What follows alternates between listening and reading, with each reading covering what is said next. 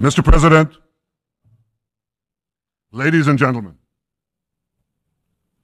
I didn't intend to come here this year. My country is at war, fighting for its life. But after I heard the lies and slanders leveled at my country by many of the speakers at this podium, I decided to come here and set the record straight.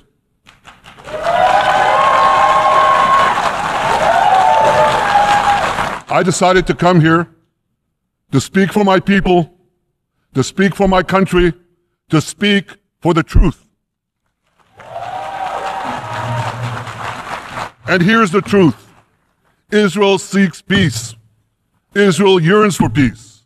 Israel has made peace and will make peace again.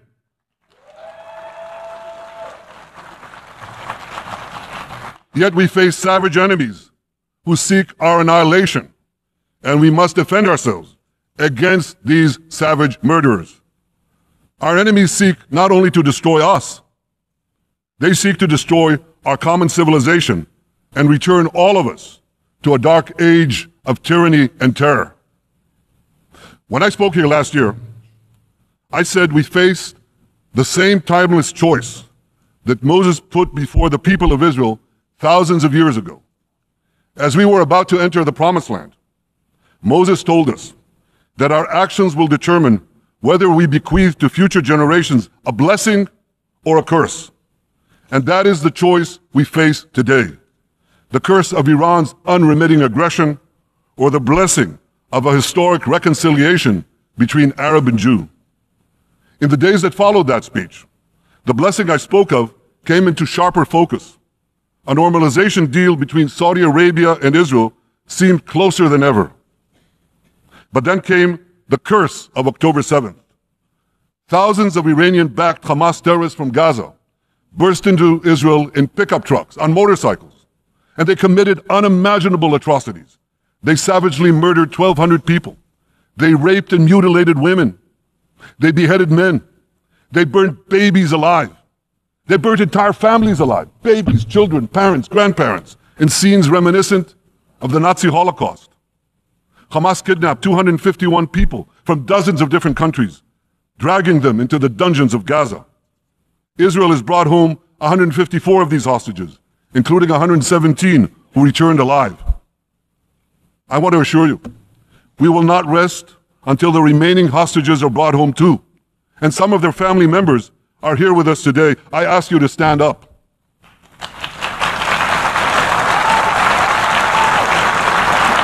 With us is Eli Stevie, whose son Idan was abducted from the Nova Music Festival. That was his crime. A music festival. And these murderous monsters took him. Kobe Smirno, whose son Jonathan was murdered, and his corpse was taken into the dungeons, into the terror tunnels of Gaza. A corpse held hostage. Salim al-Atrash, whose brother Muhammad, a brave Arab-Israeli soldier, was murdered. His body too was taken to Gaza. And so was the body of Ifat Hyman's daughter Inbar, who was brutally murdered at that same music festival. With us is Sharon Sharabi, whose brother Yossi was murdered, and who prays for his older brother Eli, who is still held hostage in Gaza. And with us too is Yizhar Lifsich from Kibbutz Nir Oz, a kibbutz that was wiped out by the terrorists. Thankfully, we achieved the release of his mother Yocheved, but his father Oded is still languishing in an underground terrorist hell of Hamas. I again promise you, we will return your loved ones home. We will not spare that effort until this holy mission is accomplished.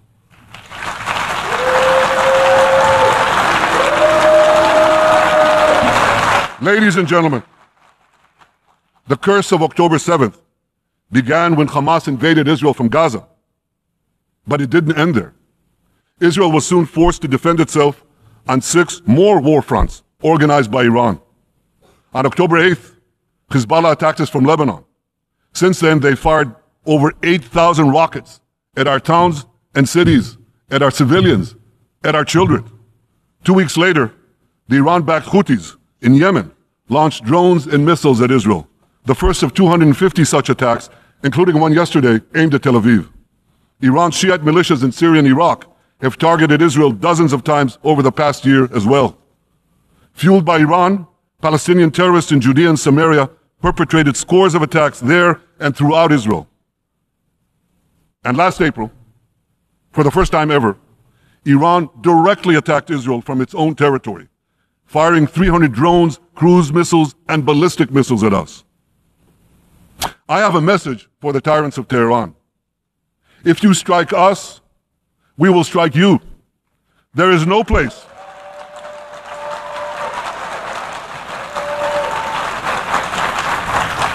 There is no place in Iran that the long arm of Israel cannot reach.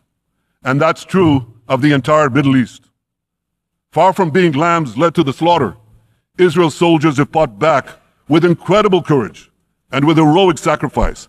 And I have another message for this assembly and for the world outside this hall. We are winning.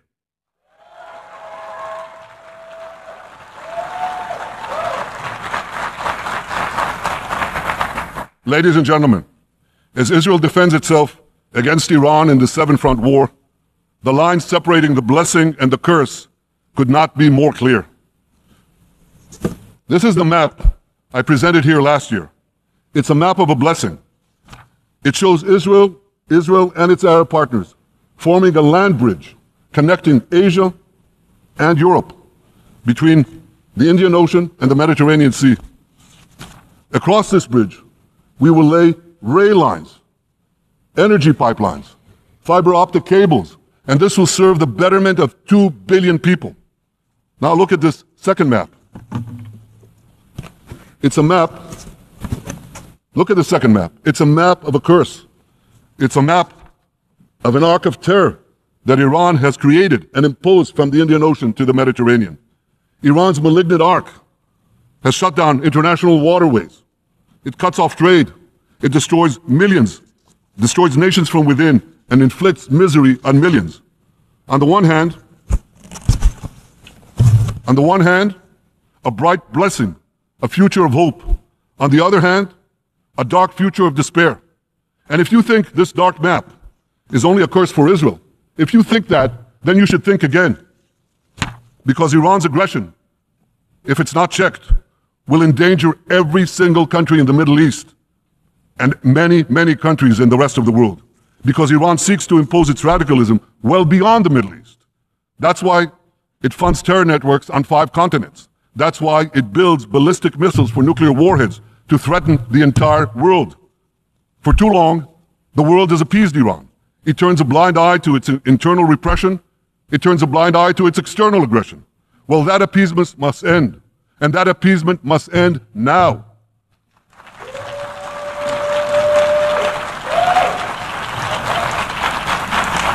Nations of the world should support the brave people of Iran who want to rid themselves of this evil regime. Responsible governments should not only support Israel in rolling back Iran's aggression, they should join Israel. They should join Israel in stopping Iran's nuclear weapons program. In this body, in the Security Council, we're going to have a deliberation in a few months.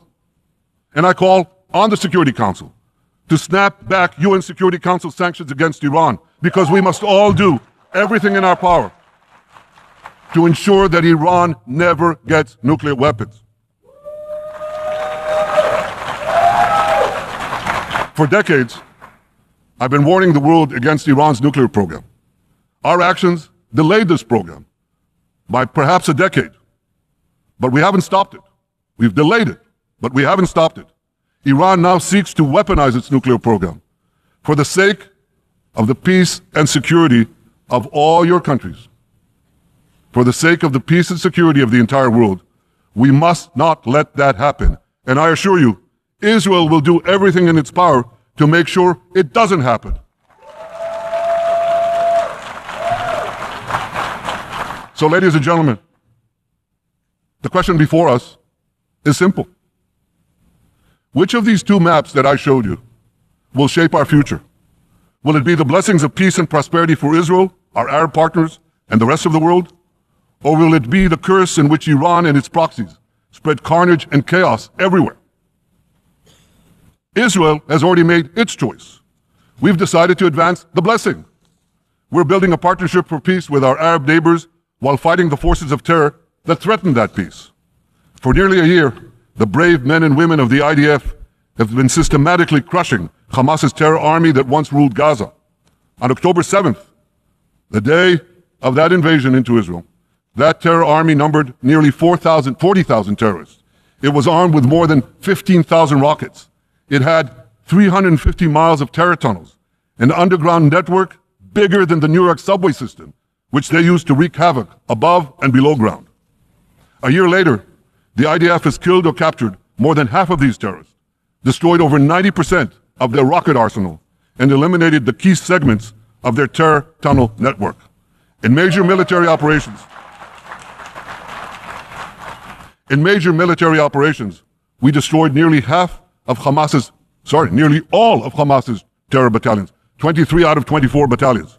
Now, to complete our victory, we are focused on mopping up Hamas's remaining fighting capabilities. We are taking out senior terrorist commanders and destroying remaining terrorist infrastructure.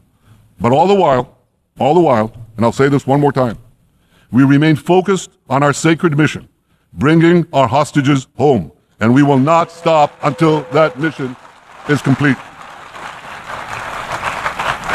Now, ladies and gentlemen, even with Hamas's greatly diminished military capability, the terrorists still exercise some governing power in Gaza by stealing the food that we enable aid agencies to bring into Gaza.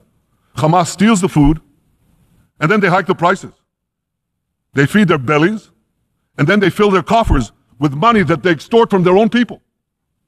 They sell the stolen food at exorbitant prices. And that's how they stay in power. Well, this too has to end, and we're working to bring it to an end.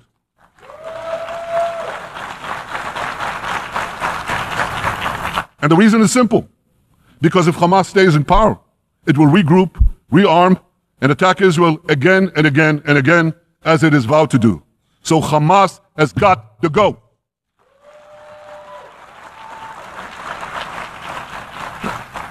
Just imagine, for those who say, well, Hamas has to stay, it has to be part of a post-war Gaza. Imagine, in a post-war situation in World War II, imagine allowing the defeated Nazis in 1945 to rebuild Germany. It's inconceivable. It's ridiculous. It didn't happen then. It's not going to happen now.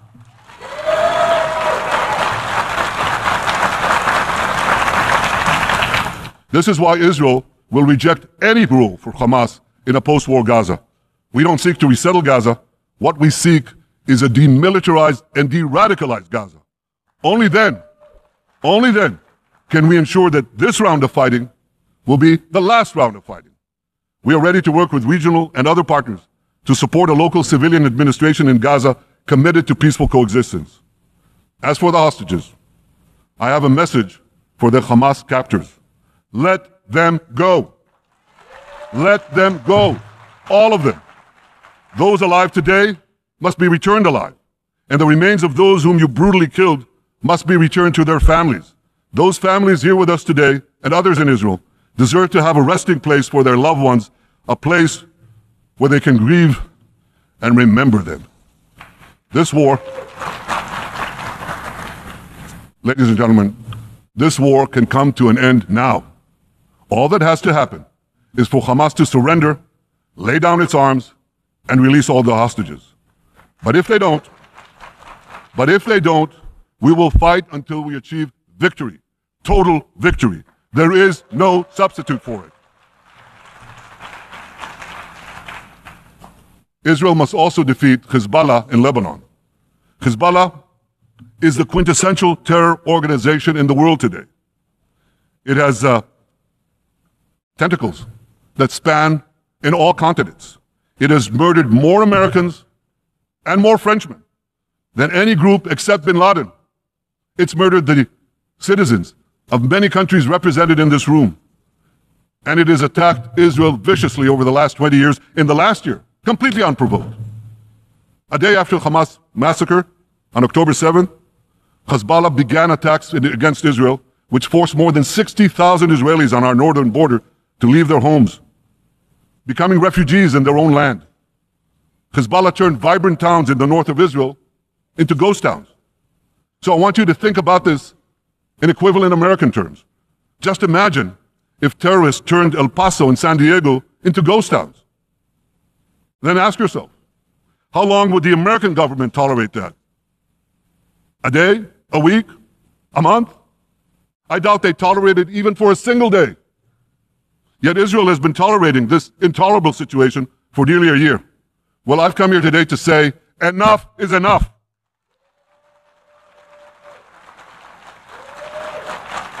We won't rest until our citizens can return safely to their homes.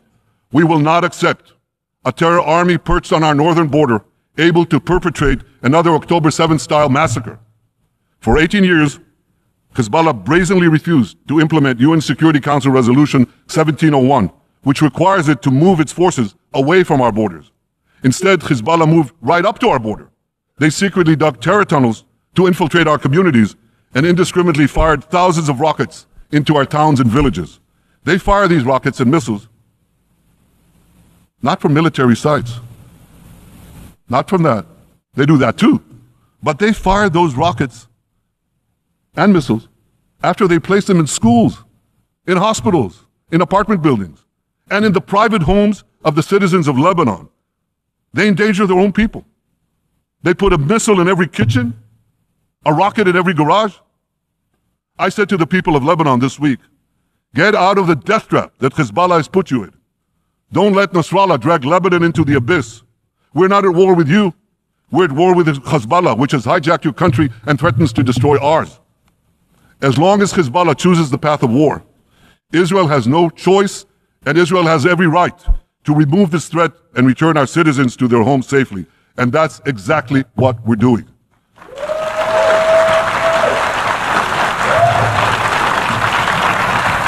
Just this week, the IDF destroyed large percentages of Hezbollah's rockets, which had built with Iran's funding for 3 decades. We took out senior military commanders who not only shed Israeli blood, but American and French blood as well. And then we took out their replacements, and then the replacements of their replacements.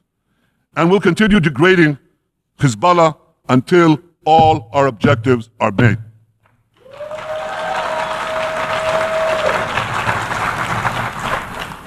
Ladies and gentlemen, we're committed to removing the curse of terrorism that threatens all civilized societies. But to truly realize the blessing of a new Middle East, we must continue the path we paved with the Abraham Accords 4 years ago. Above all, this means achieving a historic peace agreement between Israel and Saudi Arabia.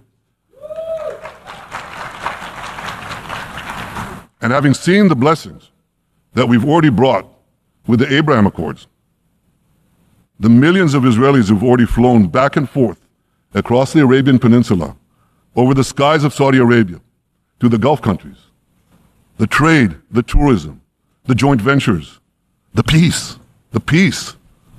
I say to you, what blessing such a peace with Saudi Arabia would bring. It would be a boon to the security and economy of our two countries. It would boost trade and tourism across the region. It would help transform the Middle East into a global juggernaut. Our two countries could cooperate on energy, water, agriculture, artificial intelligence, and many, many other fields. Such a peace, I'm sure, would be a true pivot of history. It would usher in a historic reconciliation between the Arab world and Israel, between Islam and Judaism, between Mecca and Jerusalem. While Israel is committed to achieving such a peace, Iran and its terror proxies are committed to scuttling it. That's why one of the best ways to foil Iran's nefarious designs is to achieve the peace. Such a peace would be the foundation for an even broader Abrahamic alliance. And that alliance would include the United States, Israel's current Arab peace partners, Saudi Arabia, and others who choose the blessing of peace. It would advance security and prosperity across the Middle East and bring enormous benefits to the rest of the world. With American support and leadership, I believe this vision can materialize, and much sooner than people think. And as the Prime Minister of Israel, I will do everything in my power to make it happen. This is an opportunity that we and the world should not let go by.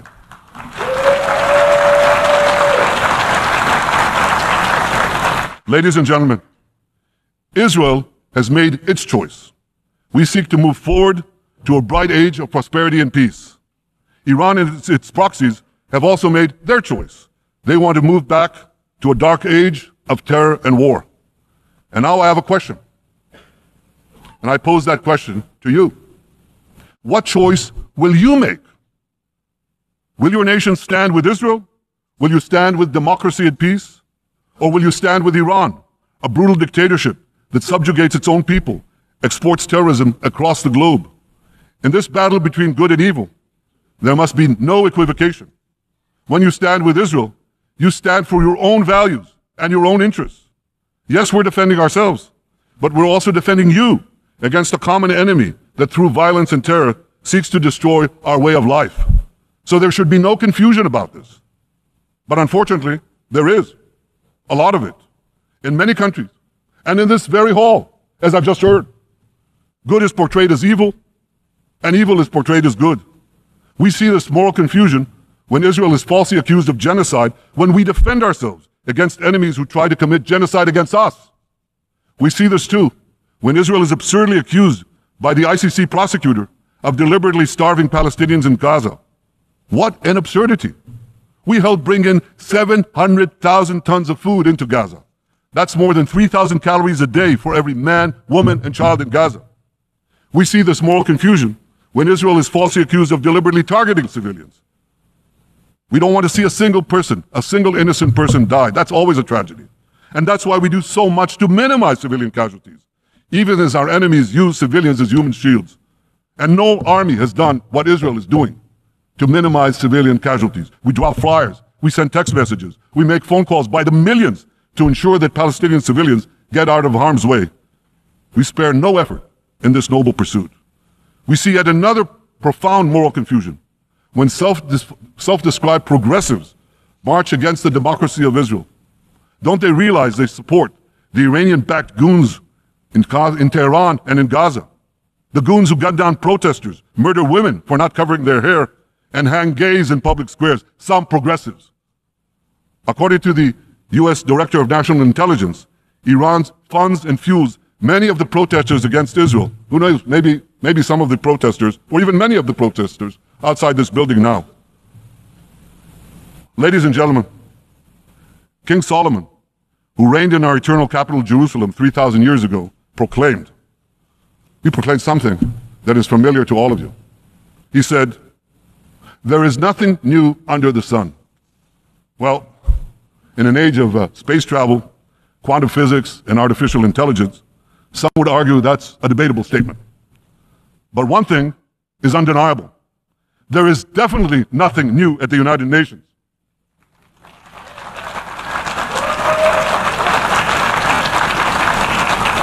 Take it from me. I first spoke from this podium as Israel's ambassador to the UN in 1984. That's exactly 40 years ago.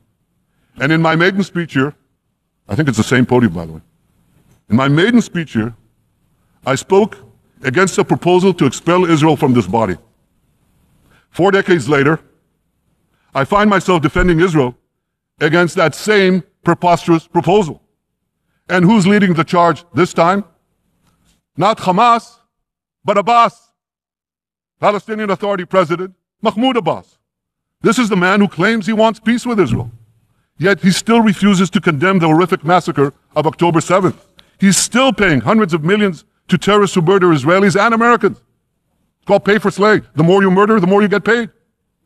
And he still wages unremitting diplomatic warfare against Israel's right to exist and against Israel's right to defend itself. And by the way, they amount to the same thing. Because if you can't defend yourself, you can't exist. Not in our neighborhood, certainly, and maybe not in yours.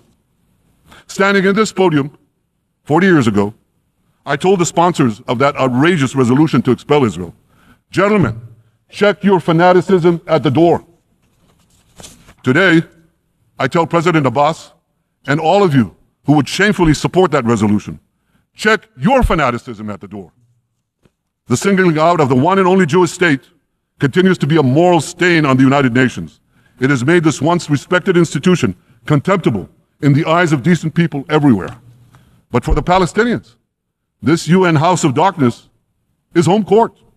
They know that in this swamp of anti-Semitic bile, there's an automatic majority willing to demonize the Jewish state on anything. In this anti-Israel flat earth society, any false charge, any outlandish allegation can muster a majority. In the last decade, there have been more resolutions passed against Israel in this hall at the UN General Assembly than against the entire world combined. Actually, more than twice as many. Since 2014, this body condemned Israel 174 times. It condemned all the other countries in the world 73 times. That's more than 100 extra condemnations for the Jewish state. What hypocrisy, what a double standard, what a joke. So the UN's hostility.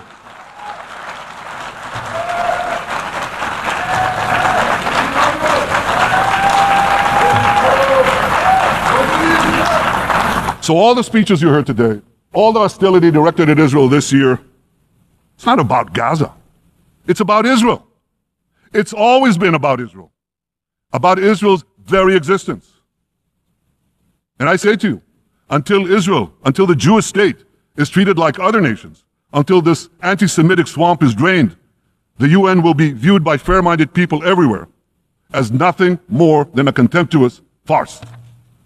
Now, given the anti-Semitism at the UN, it should surprise no one that the prosecutor at the ICC, one of the UN's affiliated organs, is considering issuing arrest warrants against me and Israel's defense minister, the democratically elected leaders of the democratic state of Israel.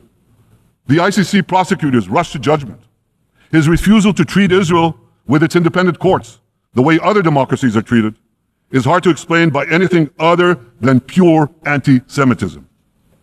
Ladies and gentlemen, the real war criminals are not in Israel. They're in Iran. They're in Gaza, in Syria, in Lebanon, in Yemen. Those of you who stand with these war criminals, those of you who stand with evil against good, with a curse against the blessing, those of you who do so should be ashamed of yourselves.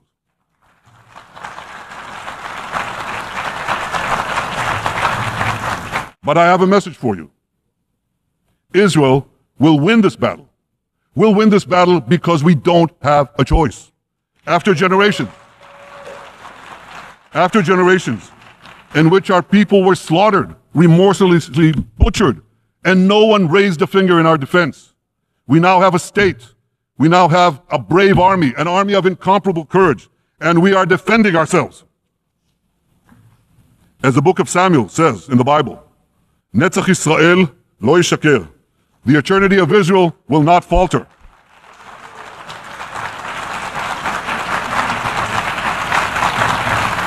In the Jewish people's epic journey from antiquity, in our odyssey through the tempests and upheavals of modern times, that ancient promise has always been kept, and it will hold true for all time. To borrow a great poet's phrase, Israel will not go gently into that good night. We will never need to rage against the dying of the light, because the torch of Israel will forever shine bright. To the people of Israel and to the soldiers of Israel, I say, be strong and of good courage. חזקו ואמצו ואל תיראו מפניהם, כי אדוני אלוהיך הוא ההולך עמך, לא ירפך ולא יעזבך. Am Yisrael Chai, the people of Israel live now, tomorrow, forever. Thank you.